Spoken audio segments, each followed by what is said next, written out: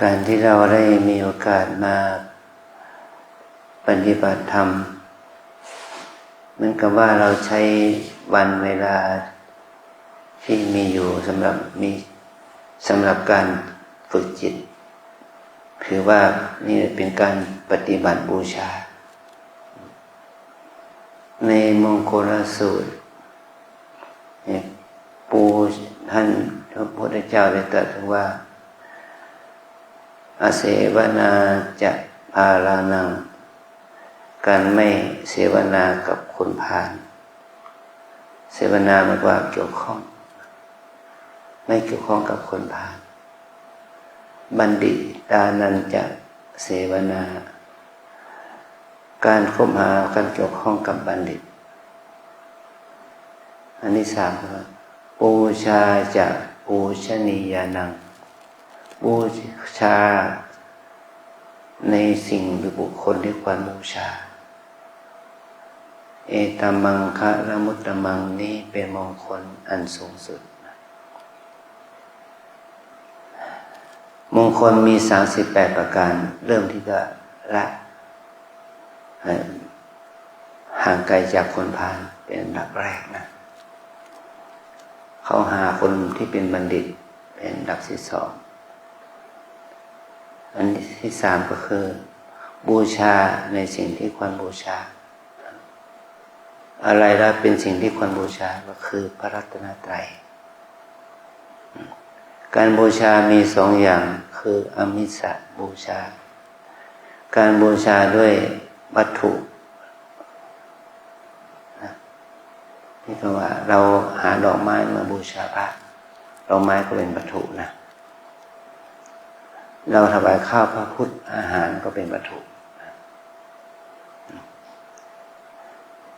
ในช่วงปีใหม่แล้วก็มีการส่งน้ำพระน้ำอบน้ำหอมก็เป็นวัตถุที่เราใช้บูชาพระนะนี่คือสิ่งที่ควรบูชาเราไหว้พระเราจุดเทียนจุดธูปเทียนธูปก็คือวัตถุเทียนธูปดอกไม้นี่คือวัตถุเป็นอามิสบูชาเป็นการบูชาที่เป็นเขาเรียกว่าอามิสแปลว่าสิ่งที่เป็นวัตถุอันที่สองว่าปฏิบูชาองค์พระสัมมาสัมพุทธเจ้าได้ตรัสไว้ก่อนปรินิพพานตอนนั้นในค่ำคืนนั้นมีเจ้ามัลละพร้อมด้วยครอบครัวได้เอาของเครื่องใช้ต่างๆนานาเสื้อผ้าของใช้ของหอมมาบูชาพระพุทธเจ้าก่อนที่พระพุทธเจ้าปรินิพพานจนสูงกว่าพระวรากายที่พระองค์นอนอยู่บนแท่นหินนะท่านพระอานนท์ก็อุทานออกมาโอ้อัศจรรย์จริงชาวเมืองมันละศรัทธาเริ่มใส่ในพระพุทธเจ้ายิ่งหนอบูชาในสิ่งที่คนของตนเอาของที่ตนเองเห็นว่าของดีมาบูชาพระพุทธเจ้าพระองค์ตรัสว่าดูก่อนอานนท์ภิกษุภิกษุณีวาโสวาสิกาถ้าปรารถนาจะบูชาเราไซขอให้เธอจงปฏิบัติบูชาปรมายาบูชายะธรรมานุธรรมปฏิปติการบูชาอย่างยิ่งคือการบูชาด้วยการปฏิบัติ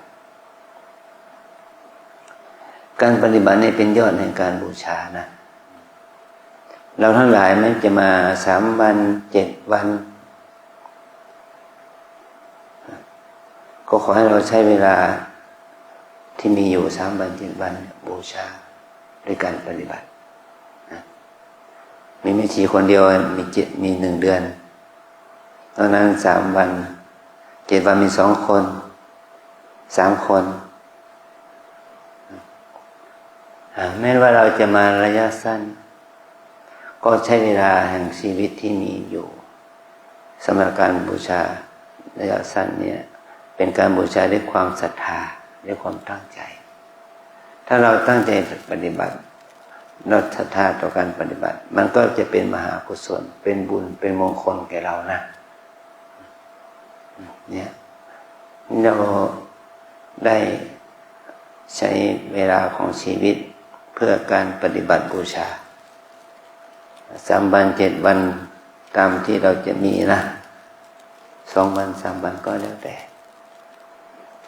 การบูชาเนี่ยหายใจเข้าหายใจออกหายใจเข้าหายใจออกให้มีสติมันก็นี่คือการบูชาหายใจเข้าหายใจออกยังมีสติมันก็ได้บุญนะเป็นบุญมันเป็นบุญมากน้อยแค่ไหนมันเป็นบุญมากแก่เรานะแต่เราไม่รู้ว่ามันเป็นบุญแต่ถ้าเมื่อใดลมหายใจมันหมดไปละหมดบุญเนาะหมดบุญเลยไหมถ้าเราไม่หายใจไม่ได้มันก็หมดบุญคือลมหายใจที่เราหายใจได้เป็นคนมีบุญเป็นคนมีบุญนะถ้าเราไม่มีอากาศหายใจไม่ได้นั่นแหละหมดบุญสิ้นบุญนะแม้จะมีอากาศอยู่แต่เราหายใจไม่ได้มันก็หมดบุญสิ้นบุญนะคือสิ่งทุกอย่างที่เราทำทุกวันนี้ตั้งแต่เช้ายันค่ำตั้งแต่กลางวันกลางคืนขอให้เรารู้ว่าสิ่งเหล่านี้เป็นบ่อเกิดแห่งบุญนะเป็นบ่อเกิดแห่งบุญเราจึงสามารถใช้ชีวิตที่เป็นบุญได้ให้เกิดบุญได้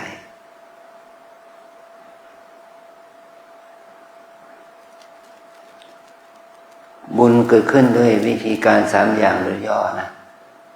บุญทานการให้ทาน2บุญศีลก็คือการสมาทานรักษาศีล3บุญภาวนา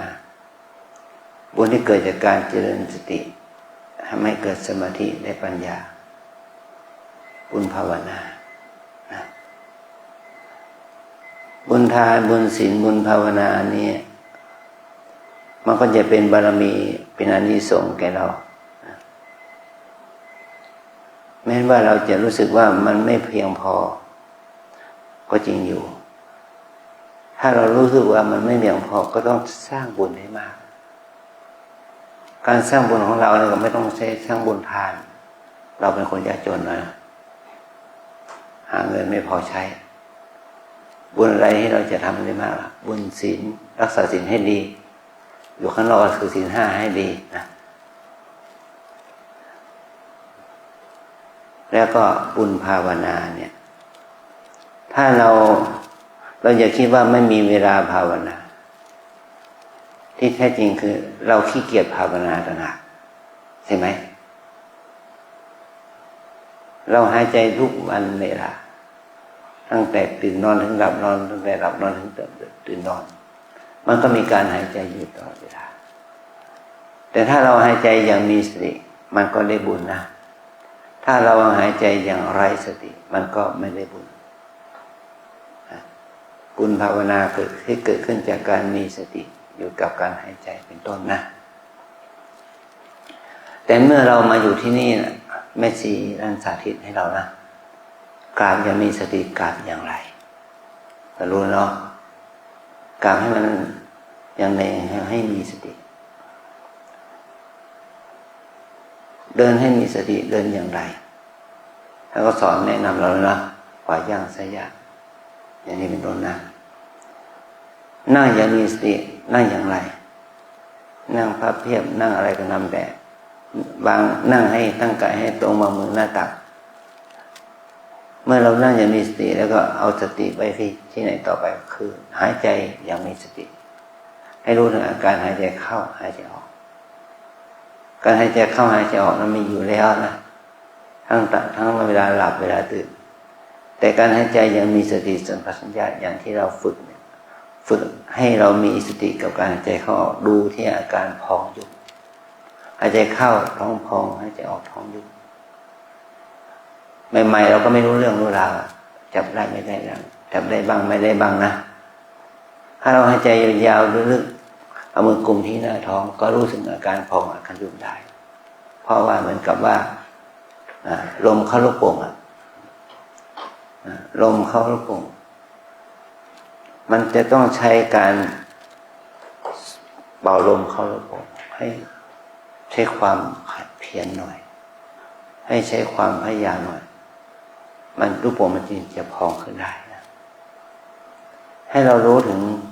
อาการนี้ท้องพองท้องยุบก็เหมือนกันหายใจลึกๆหายใจยาวๆมีความขยันมีความเพียรในการหายใจนะ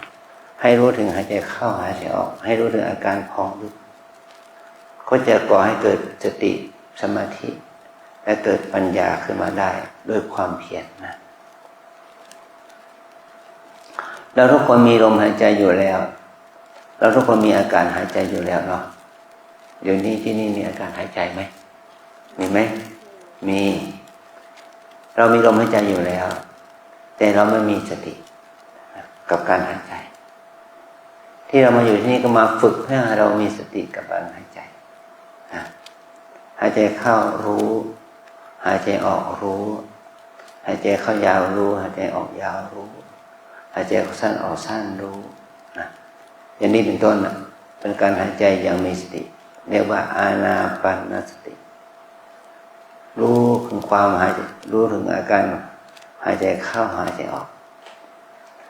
เมื่อเราภาวนาปฏิบัติเราไม่ต้องดูลมหายใจเข้าออกที่ปลายจมูกให้เราดูปลายลมต้นลมที่ปลายจมูกปลายลมที่หน้าท้องให้รู้อาการพองอาการยุบที่หน้าท้องนี่เป็นสำคัญนะขอให้เราได้ฝึกอันนี้คือการมีสติกับกายนะมีสติกับกายเป็นบุญภาวนาที่อาศัยกายมันไม่ใช่มีแค่นี้เรามีชีวิตตั้งแต่ตื่นนอนถึงหลับนอน24 ชั่วโมงเป็นเวลาที่เราดับนอนประมาณเท่าไหร่6 ชั่วโมง 8 ชั่วโมงแต่ถ้าเรามาบ้านแล้วก็ขอให้เราหลับไม่เกิน6 ชั่วโมงนะเรามีเวลา6 ชั่วโมงในการดับเวลานอกนั้นล่ะที่เราตื่นอยู่ทำอะไรขณะที่เราตื่นอยู่ก็ต้องฝึกให้เรามีสติสัมปชัญญะเกี่ยวกับอิริยาบถน้อยย่อยอิริยาบถย่อยคู่เหยียดก้มเงยล้างหน้าแปรงฟันบ้วนปากกินดื่มพูดลิ้นเลี้ยวซ้ายและขวาล้างหน้าแปรงฟันถ่ายหนักถ่ายเบาเปิดประตูปิดประตูสวมรองเท้าถอดรองเท้าทุกสิ่งทุกอย่างที่เกี่ยวกับการเคลื่อนไหวทางกายภาพนะขอให้เรามีสติกับการเคลื่อนไหวอันนี้ขอเรียกว่าตั้งสติอยู่กับกายเรียกว่ากายานุปัสสนาสติปัฏฐานที่ตั้งการเจริญสติคือการตามและรู้อยู่เนืองๆซึ่งอาการของกายนี่คือมีเวลามีสติมีชีวิตอยู่กับการเคลื่อนไหวแต่เราทั้งหลายนี่ไม่เคยชินเนาะอยู่ข้างนอกก็ปั๊บปุ๊บปั๊บเดินเหินไม่รู้ว่าเท้าอยู่ที่ไหนให้เรามีสติกับการเดินการนั่งการโคกการเหยียดการก้มการเงยให้เราฝึกการมีสติอยู่กับอิริยาบถน้อยใหญ่เหล่านี้นะจะเป็นเหตุให้เราได้บุญที่เกิดจากการภาวนาโดยอาศัยกายเป็นอารมณ์นะอันที่สองเวทนานุปัสสนาสติปัฏฐานตั้งสติอยู่กับเวทนาเหมือนกับว่าเมื่อเรานั่งอยู่เนี่ยปวดเจ็บชาเหน็บอาการปวดเจ็บชาเหน็บมันก็เป็นเวทนาทางกายเวทนาแปลว่าความรู้สึกนะความรู้สึกที่เกิดขึ้นทางกายแล้วก็มีสติตั้งอยู่ที่ความรู้สึกนั้นปวดที่ไหนเจ็บที่ไหนชาที่ไหนเมื่อยที่ไหนทุกที่ไหนก็ให้มีสติรู้ที่นั้นกำหนดภาวนาไว้ว่าปวดหนอเจ็บหนอชาหนอเมื่อยหนอดีใจก็มีสติรู้ถึงความดีใจเสียใจเศร้าใจก็มีสติรู้ถึงความเสียใจเศร้าใจชอบไม่ชอบยินดียินร้ายนะถ้าเราเจริญสติอยู่กับอาการเหล่านี้ตามเป็นจริงกำหนดรู้ตามความเป็นจริงในสิ่งที่มีอยู่จริงสิ่งที่มีอยู่จริงคืออะไรก็คือกายกับใจนี้ว่ามันเป็นอย่างไรมีอาการอย่างไรก็ให้เรามีสติรู้ตามอาการนั้นของกายของใจนั้นในขณะนั้นนะนี่เรากำหนดเวทนานุปัสสนาสติปัฏฐานนะ อันที่สามจิตตานุปัสสนาสติปัฏฐานเจริญสติเป็นไปในจิตคิดจิตมีราคะจิตมีโทสะจิตมีโมหะจิตหดหู่จิตฟุ้งซ่านก็ให้มีสติกำหนดรู้อาการของจิตให้มีสติรู้ว่าจิตมีสภาพเช่นใดจิตหดหู่จิตฟุ้งซ่านแบบไหนเป็นไปในอดีตหรือเป็นไปในอนาคตให้เรามีสติเริ่มรู้สภาพของจิตนะราคะจิตโทสะจิตโมหะจิตฟุ้งซ่านรำคาญชอบไม่ชอบให้เรามีสติรู้อาการของจิตนั้นนี่เราว่าเราเจริญสติเป็นไปในจิตเรียกว่าจิตตานุปัสสนาสติปัฏฐานนะเมื่อเราเดินอยู่นั่งอยู่เนี่ยขอถามเลยนะเราเอาตาหูจมูกลิ้นกายมาไหมเอามานะนึกว่าเอาไว้ที่บ้านนะครับตาไม่บอดหูไม่หนวกนะจมูกยังรับดมกลิ่นได้นะลิ้นยังรู้รสได้นะกายก็สัมผัสกับความเย็นร้อนอ่อนแข็งหย่อนตึงได้เรายังมีตามีหูจมูกลิ้นกายตาหูจมูกลิ้นกายมันก็กระทบกับอารมณ์ทั้งอยู่ที่บ้านทั้งที่ทำงานทั้งที่อยู่ในวัดมันก็ทำหน้าที่เหมือนเดิมมันเพียงแต่แตกต่างจากอารมณ์ที่เราเห็นได้ยินต่างกันนะเมื่อเราได้เห็นได้ยินเกี่ยวกับสัมผัสก็ให้มีสติรู้นะเห็นเนาะเสียงกระทบหูก็ได้ยินเนาะกลิ่นกระทบรสกลิ่นกระทบจมูกก็กลิ่นเนาะรสกระทบลิ้นก็รสเนาะสัมผัสเย็นร้อนแข็งอ่อนตึงไหวกระทบกายก็ให้กำหนดว่าเย็นเนาะร้อนเนาะนะตามอาการเนี่ยเมื่อเรามีสติกำหนดนะมันจะทำให้จิตเราเป็นกุศลเป็นบุญได้นะแต่ถ้าตรงข้ามล่ะจิตเป็นอกุศลเห็นได้ยินกับรสสัมผัสแล้วเกิดความชอบไม่ชอบฟุ้งซ่านรำคาญสงสัยโกรธเกลียดชังยินดียินร้ายอิจฉาริษยาอึดอัดขัดใจอันนี้เป็นสภาพจิตที่เป็นบาปเป็นอกุศลเราก็ต้องอาศัยสภาพจิตนั่นแหละกำหนดรู้ว่ามันเป็นอกุศลชอบก็กำหนดว่าชอบหนอไม่ชอบก็ไม่ชอบหนอฟุ้งซ่านหนอรำคาญหนอสงสัยหนอตามอาการนะกำหนดรู้จนกว่ามันจะดับไปนะเมื่อเรามีสติกำหนดรู้แล้วมันก็จะทำให้จิตเราเป็นกุศลเกิดขึ้นจาคะเมตตาปัญญามันจะเกิดขึ้นกับเราสติสมาธิมันจะเกิดขึ้นกับเราความศรัทธาต่อการปฏิบัติมันก็จะเกิดขึ้นกับเรานะความมีปัญญาที่มีชื่อว่าวิปัสสนาเนี่ยมันไม่ใช่ปัญญาที่เกิดจากการอ่านการเรียนการฟังนะปัญญาที่เกิดจากปัญญาวิปัสสนาปัญญาที่เกิดจากประสบการณ์ตรงของเราเองประสบการณ์ตรงของเราว่ากายนี้ใจนี้เป็นของเที่ยงหรือไม่เที่ยงเป็นทุกข์หรือเป็นสุขเป็นสิ่งที่มีตัวตนหรือไม่มีตัวตนเป็นอนิจจังทุกขังอนัตตาอย่างนี้หรือว่าเป็นของที่เป็นของเที่ยงเป็นสุขเป็นของที่มีตัวตนแล้วให้เราสังเกตดูว่ามันเป็นอย่างไรมันเป็นอนิจจังหรือเป็นของมันเป็นอนิจจังทุกขังอนัตตาหรือไม่หรือว่าเป็นของเที่ยงเป็นสุขเป็นของมีตัวตนหรือไม่ให้เราพิจารณาดูแต่เราทั้งหลายเนี่ยไม่ค่อยรู้เรื่องเหล่านี้นะอยากจะมีสมาธิอยากจะมีสติอยากจะมีความสุขนะเป็นอย่างนั้นใช่ไหมอยากจะมีสมาธิให้มากอยากจะมีสติให้มากอยากจะมีความสุขให้มากแต่การปฏิบัติมันตรงข้ามเลยมีแต่ทุกข์นะมีแต่ความอิจฉาละอาใจมีแต่ความร้อนวนกระวนกระวายมันเป็นสภาพที่ตรงกันข้ามกับความปรารถนาของเรานะเมื่อสิ่งเหล่านั้นเกิดขึ้นมันก็จะเป็นปฏิปักษ์กับความต้องการของเราเราจะต้องฝึกให้ละความยินดียินร้ายเหล่านั้นให้ลดความยินดียินร้ายเหล่านั้นออกไปจากใจให้เราฝึกกายฝึกใจให้อยู่กับความเป็นจริงอย่างนี้ นี่คือสิ่งที่เราจะต้องเรียนรู้ในขณะที่เรามาปฏิบัตินะแม้จะใช้เวลาน้อยก็ต้องฝึกมันเหมือนกับว่าเรามีเม็ดพืชเป็นเม็ดถั่วเม็ดงาหรือเม็ดข้าว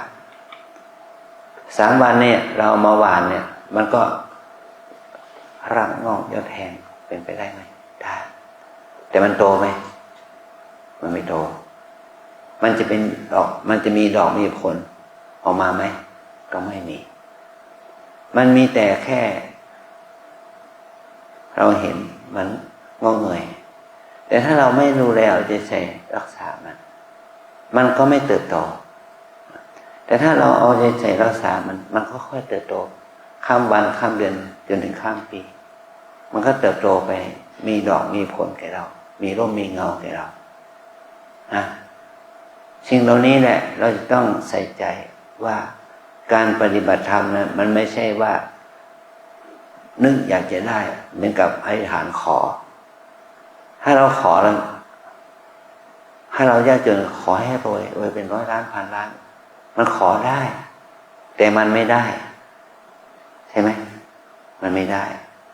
ขอให้ถูกหวยรางวัลที่1ขอได้แต่มันไม่ได้มีคนมาขายหวยบอกว่าอาจารย์ซื้อไหมรางวัลที่1รางวัลที่1คุณเก็บไว้เสียคุณจะได้พ้นจากความเป็นคนขายหวยฮะใช่ไหมถ้าคุณรู้อยู่แล้วว่าคุณจะได้รางวัลที่1คุณจะขายไหมคุณจะขายไหมไม่ขายคุณจะต้องซื้อไว้เก็บไว้คุณจะรวยคุณจะพ้นจากความเป็นคนขายหวยสักทีไอ้คำว่ารางวัลที่1เนี่ยเป็นคำพูดที่ก่อให้เกิดความอยากความโลภกับคนบางคนนะแต่ความจริงแล้วมันก็ขายหวยในใบที่ไม่ถูกรางวัลกันเป็นส่วนมากหวยที่ถูกรางวัลมีน้อย18 ล้านใบเนี่ยก็มีขายหวยที่ถูกมันไม่ถึงล้านใบไม่ถึงแสนใบนะใช่ไหม10 กว่าล้านใบมันก็ถูกกินถูกกินเรียบมันเป็นความจริงไหมมันเป็นความจริงนั่นแหละความอยากมันไม่ได้คิดถึงความจริงความอยากมันคิดถึงความจะเป็นได้แต่มันเป็นไม่ได้อันนี้ก็พ่อเห็นว่าความอยากความโลภเนี่ยมันจึงเป็นเหตุให้เราเกิดความวิบัติ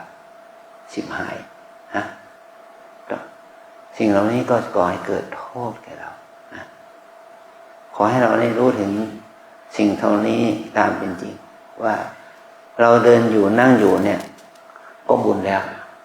แต่จะให้เดินให้นั่งอย่างเป็นคนมีคุณภาพมันก็ไม่ได้นะนั่งก็ปวดเจ็บเหน็บชาเมื่อยขบเดินก็ปวดเจ็บเหน็บชาเมื่อยขบอันนี้เป็นความจริงใช่ไหมทุกข์ทางกายมันก็ต้องมีสติกำหนดรู้ทุกข์ทางกายนะมันมีความรู้สึกที่เป็นสุขก็ให้เรามีสติรู้สุขขอให้เรารู้ถึงอาการเป็นสุขเป็นทุกข์ตามความเป็นจริงอันนี้เป็นเงื่อนไขที่เราต้องเรียนรู้ว่าตัวเรานี่ไม่ใช่ชายไม่ใช่หญิงเป็นภาษาธรรมะไม่ใช่ชายไม่ใช่หญิงแต่เรารู้สึกว่าเราเป็นชายเป็นหญิงอยู่ตลอดเวลาใช่ไหมเพราะเราไปยึดในสมมุติว่าเราเป็นหญิงสมมุติว่าเราเป็นชายเมื่อเราเป็นชายเป็นหญิงเนี่ยได้รับสมมุติอื่นๆอีกเป็นภรรยาเป็นสามีเป็นแม่เป็นพ่อเป็นปู่ย่าตายายเป็นเจ้านายเป็นลูกน้องเป็นหัวหน้ายึดในสมมุติหลายอย่างซ้ำเข้าไปก่อให้เกิดความยึดติดยึดมั่นนะก่อให้เกิดความยึดมั่นถือมั่นมันเป็นสภาพธรรมที่เกิดขึ้นกับเรานะอารมณ์เหล่านี้แหละคือความเป็นจริงนะความเป็นจริงที่ว่าเราไปยึดในสมมุตินะเรามาปฏิบัติวิปัสสนาวินั่นแปลว่าพิเศษปัสสนาแปลว่าเห็นวิปัสสนากรรมฐานที่ฝึกให้เรามีปัญญาเห็น แจ้งเป็นพิเศษเห็นแจ้งว่ากายใจนี้ตั้งแต่หัวจรดเท้าเนี่ยเป็นของไม่เที่ยงเป็นทุกข์เป็นของที่ไม่มีตัวตนแต่เวลาเราฝึกเนี่ยเราจะได้ประสบการณ์ตรงข้ามเลยเราไม่เห็นแจ้งเราไม่รู้แจ้งตามอาการที่มันเป็นจริงเรามีความรู้สึกอยากจะให้มันสุขให้มันสบายให้มันได้ดังใจอันนี้แหละเป็นเหตุให้เราทุกข์ลำบากยึดมั่นถือมั่นกับการเคลื่อนไหวทุกอาการของกายของใจเรานะเมื่อเรามาปฏิบัติเราต้องพยายามฝึกให้เราได้กินน้อยนอนน้อยพูดน้อยกินน้อยไม่ได้หมายความว่าอะไรกินให้น้อยกิน2 มื้อเท่านั้นเองทานข้าวเช้าทานข้าวเพลน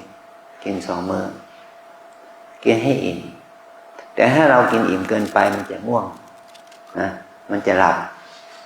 เราต้องดื่มน้ำเพิ่มหน่อยนะกินน้อยกินให้มันอิ่มพอดูได้พออยู่ได้นะตอนเย็นหิวก็จะต้องให้ยอมรับมันนะหิวรู้ว่าหิวหรออยากกินหนอหิวหนอนะหิวก็ต้องมีสติรู้ว่าหิวนะหิวของเราเนี่ยหิวแบบมีกินนะหิวแบบมีกินไม่ใช่คนยากคนจนแบบหิวแบบไม่มีกินนะหิวแบบมีกินอยู่เพราะว่าพรุ่งนี้เราจะต้องมีกินอยู่แล้วพรุ่งนี้เช้าเราก็ไปกินข้าวหิวยังมีหิวแบบมีกินหิวแบบความสมัครใจหิวนะเรารู้อยู่แล้วว่ามาอยู่บ้านเนี่ยเราต้องถือศีล 8ถือข้อศีลวิการโภชนาเราต้องถือศีล 8เราต้องอดทนต่อความหิวนะอดทนนะพูดง่ายว่าไม่ได้กิน1 มื้อน้ำหนักลด1 กิโลพอใจไหมชอบใจไหมที่น้ำหนักเราลดหรือว่าจะให้มันอ้วนขึ้นฮะก็ขอให้เรารู้สึกอย่างนี้นะไม่ได้กิน1 มื้อเท่ากับน้ำหนักลด1 กิโลมาฝึกลดน้ำหนักเสียบ้างไม่ใช่มาฝึกมาอยู่วันนี้ไม่ใช่มาฝึกกินมากอ้วนทนสมบูรณ์มากกว่าเดิม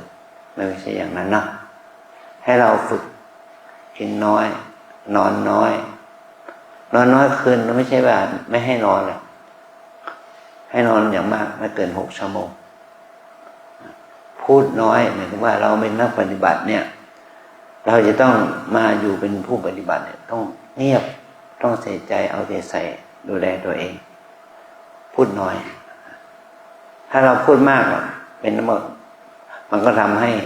คนอื่นเดือดร้อนนะคนอื่นเขาไม่ชอบที่จะให้เราพูดคุยกันแม้ที่สุดนะเรา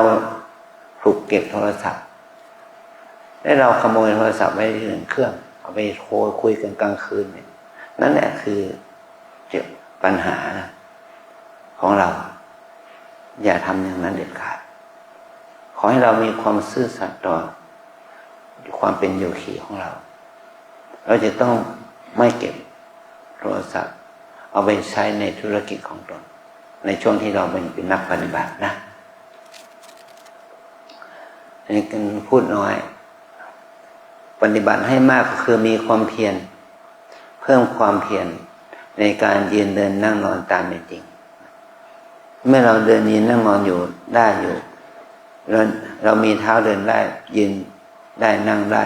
นอนได้โค้งเหยียดก้มเงยได้มันก็เป็นความโชคดีของเรานะขอให้เราตั้งใจที่จะพึ่งปฏิบัติอย่างนี้วันแรกเราก็ปวดเจ็บหน่อยนะเปลี่ยนท่าไปกี่ท่าแล้วเนี่ยฮะเปลี่ยนท่าไปหลายท่าเนาะเปลี่ยนท่าไปหามันทุกท่านะเราต้องอดทนนะใส่ใจเอาใจใส่ดูแลตัวเองอย่างนี้มันจะทำให้เราดีขึ้นนะองค์พระสัมมาสัมพุทธเจ้าได้ทรงสร้างอุปนิสัยที่จะได้ตรัสรู้เป็นพระพุทธเจ้ามายาวนานตามหลักฐานโบราณนั้นบอกว่าท่านอธิษฐานจิตว่าขอเราได้เป็นขอให้เราเป็นพระพุทธเจ้าและเราจะพาคนทั้งหลายได้พ้นทุกข์ไปกับเราตั้งใจอธิษฐานทำความดีอะไรก็อธิษฐาน เพื่อให้ท่านเป็นพระพุทธเจ้าใช้เวลาถึง7 อสงไขยต่อมาท่านออกปากว่าขอให้เราเป็นพระพุทธเจ้าและนำพาสัตว์โลกให้พ้นทุกข์ใช้เวลาไปทาน9 อสงไขยกว่าที่จะได้รับพยากรณ์จากพระพุทธเจ้าที่บังกรในอดีตว่าท่านจะได้เป็นพระพุทธเจ้าพระองค์จะต้องสร้างบารมีอีก4 อสงไขยแสนกับการได้สร้างบารมี4 อสงไขยแสนกับก็เป็นไปเพื่อการบรรลุธรรมนี่แหละแล้วพระองค์ก็ได้ออกมาตรัสรู้ในชาติสุดท้าย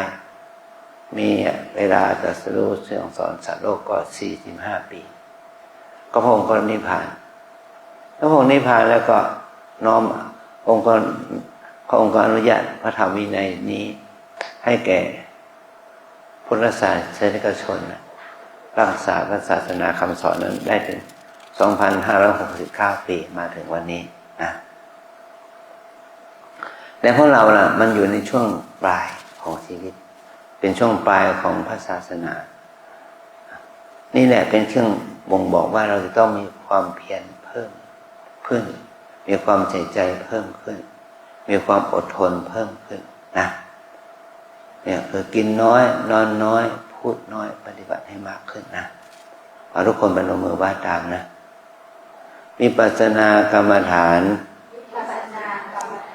ตามแนวสติปัฏฐานมี4 อย่าง1 กาย2 เวทนา3 จิต4 ธรรมวิปัสสนากรรมฐานตามแนวสติปัฏฐานมี4 อย่าง1 กาย2 เวทนา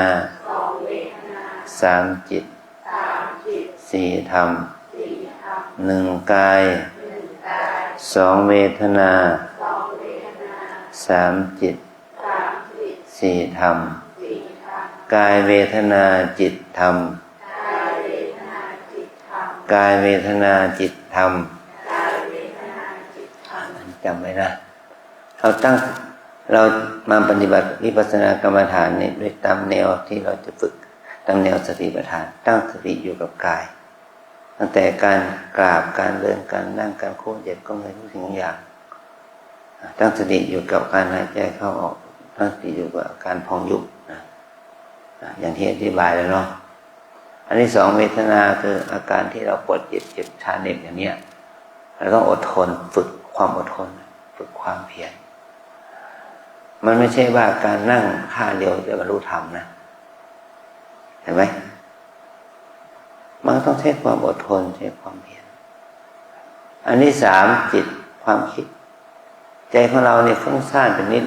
ท่านอุปมาเปรียบเหมือนกับว่าใจเป็นดิ่งนะดิ่งตัวไหนมันสงบบ้างมันก็ไม่มีเนาะดิ่งที่เป็นดิ่งไทยเนี่ยทุกตัวมันไม่นิ่งกับจิตของเรามันไม่นิ่งเราต้องมีสติกำหนดจิตเราจะ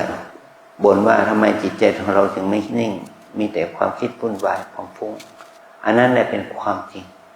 อันนั้นเป็นสัจจะเป็นความจริงที่เราทุกคนเป็นอย่างนั้นทั้งคนไทยคนเทศทั้งผู้หญิงผู้ชายทั้งพระทั้งโยมเหมือนกันต้องฝึกมันถึงจะสงบได้มันถึงจะนิ่งขึ้นมาตามลำดับใช้เวลา3 วัน5 วัน7 วันนะมันถึงจะเริ่มนิ่งเริ่มมีสติเริ่มมีสมาธินะถ้า3 วันบางทีก็